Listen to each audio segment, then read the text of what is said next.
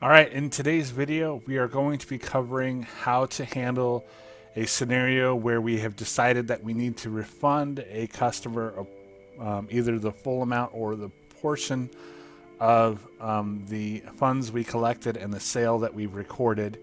And at the same time, we need to make sure that that adjustment is going to deduct a commissions amount from the technician because we've had to make that adjustment.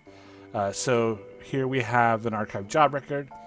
This archived job record was recorded to the sales journal for $417. So for this scenario, we're going to be refunding just the labor and the tax on labor back to the consumer. So we're going to go ahead and use the finished form document to be able to help do this, because I want to make sure that I'm refunding the correct tax amount, and being able to use the finished form document is automatically going to calculate that tax for me. If you're in an area where you don't have to worry about tax on labor, then you might be able to skip the step of using the finished form document and just be able to do those entries manually through the sales screen and the funds journal screen. But I'm just going to show you, like I said, how to do that using the finished form document in this video. So the first thing I'm going to do is I'm going to go ahead and load up my finished form, and we're going to go here and we're going to import fresh and new. So this shows me that we collected $417 on a bank card. We had $0 due on our balance, and we can see our breakdown here of our parts, and then our service call and our labor and stuff. So what I'm going to do is I'm going to modify this to be able to make that refund. So again, we're just going to be refunding the labor plus the tax. So the first thing I'm going to do is I'm going to remove that part, because I don't need the part on there because we're not doing anything with that part. So now the next thing I'm going to do is remove the service call, because again, we're not doing anything with the service call. Actually going to be refunding that labor, so I'm going to put in a minus there. So now we know that we're going to be refunding $145 in labor and $11.46 in sales tax. So let's go ahead and receive the fund on that. So I'm going to pop over to my funds journal here by clicking the receive funds button. And we're not really receiving funds at this point in time. We're really documenting the check that we wrote to send out, so that I have a paper trail within Service Desk. So I'm just going to type in my check number. So we're going to go 1120, because that sounds like a fun check number to use. Now, this right here is showing the balance due. So that was basically the total of the fund collected initially and the refund, which is more than what we are actually refunding. So we're just going to change this value to match what our refunded amount is, which is $156.46. And then I just hit enter to go ahead and document that. Now it's going to ask me about making an afternote, and I'm going to go ahead and say yes to this, because again, I'm trying to make sure that we do this process in a manner that gives me a paper trail so I can see what's happened on this item. All right.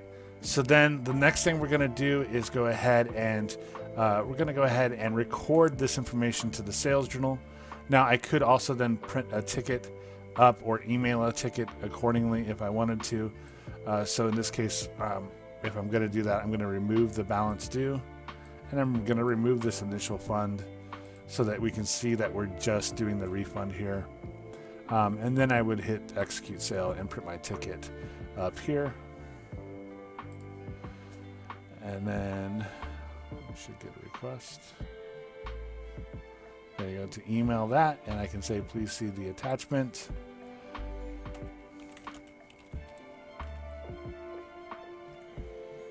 All right, so we're going to send that. Pew. All right, so now I got my afternote again, so I'm going to say yes. Okay, so now it's going in here, and now it's going to say, hey, you already have a sales journal entry. Yes, I know that, and I'm going to go ahead and proceed because I'm determined to do so. It's going to give me the purple sales screen here. And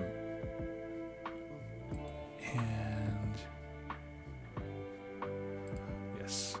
Okay, because I had manually done something, I had to turn off the altered date, because I don't want to use an altered date. I want to use today's date, so that I make sure that my sales entry is going to be done through today so that when I run my wage report, the technician will be docked the commissions on this portion of it. All right. So here's my sales entry screen. I'm just going to verify that everything's right. We have $145 in our labor. The total is $156.46, and it's a pay code 1. And we can see that we're refunding $11.46 in tax, which is all what I want. So I'm going to go ahead and enter. Now it's saying, hey, you didn't put in a cost for the part, and I know that. I'm not worried about that. I'm going to say don't bug me. I'm going to proceed on. Now it's giving me a context 38 security warning, which is requiring the master password. So I will put in my master password. Again, hey, this is abnormal. I want to continue anyways. And again, I'm going to put in my password. And then it's giving me the totals here. And I'm going to go ahead, and it's basically saying, hey, you had $417. With this new entry, it's going to drop your total in sales down to $254, which is the difference between this and that. I'm going to hit OK. And now it's going to ask about that historical notation again. So I'm going to pop over here real quick, and I'm going to say, yes, I understand, and please attach the afternote. So then I will close my finished form document. And then to refresh my screen so I can see things, I'm just going to page up, page down. Okay, so I'm going to move this so we can see that we do have both attention notes here. So here we have the attention note that says, hey, we recorded the paid completion.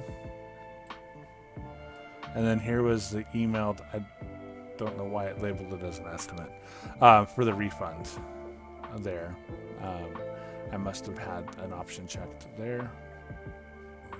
All right, so we're going to go ahead and review to make sure everything is accurate in my files here. So I can see my find funds received button here. So I'm going to click that first just so I can see there's my original entry with the positive amount, and here's my negative check amount showing that we returned some of the money. And then now if I right click on the funds received, I can now see my sales journal entries from here. So I'm going to click that, and I can see now again that we have the original amount here, and then we have our refund here. So when I run my sales, my commissions report right now, if it includes the 18th, this is going to be deducted from the technician, and it will reduce his wages or his commissions for this pay period.